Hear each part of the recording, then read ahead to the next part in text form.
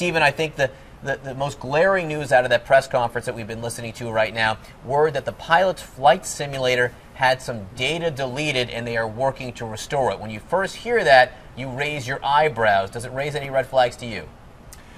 Well, not particularly, just for a couple of reasons. One is many airline pilots are just obsessed with flying. They just love flying. And, you know, this captain was putting his simulator on Facebook. And so that's just sort of, I would call it, normal nerdy pilot behavior. So that doesn't raise a flag that he had a pretty elaborate simulator for his home.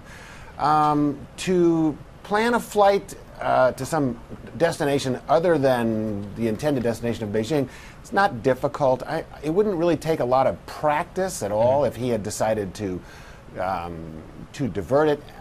Also, you know, the fact that the data was deleted, I hope this is some valuable evidence, but you know, it's a little bit like deleting an email. That's right. It's an important point. How much do we all delete stuff on all of our various electronic devices? May not be significant, but again, a new piece of information we did learn this morning. All right, what about this news overnight, Stephen, that the flight had been reprogrammed, the computer had been reprogrammed, new waypoints put in before the last point of communication between the co-pilot and air traffic control? What does that tell you? Well, it's quite interesting if it's reliable evidence. If it came, it's not been clear to me who's seeing what off that ACARS communication system, but so I'm not sure where that went. So we've had a lot of evidence of marginal value, but if clearly that was, if that's established as solid evidence that this turn was programmed 12 minutes in advance of when they lost communication, okay, that would clearly point to, as many other things have pointed to, some deliberate act either by the pilot or an intruder. Because you would tell air traffic control, presumably, that you had reprogrammed your flight path, you know, if it was for no nefarious reason, correct?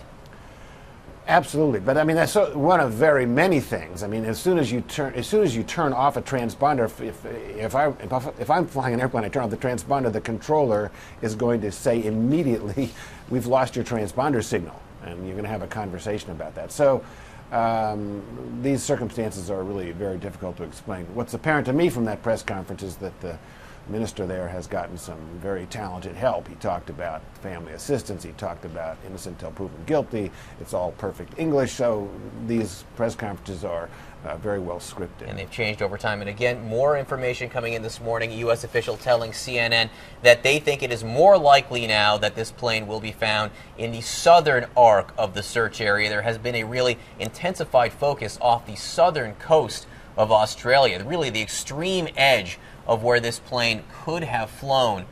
You know, what does that tell you this morning, Stephen?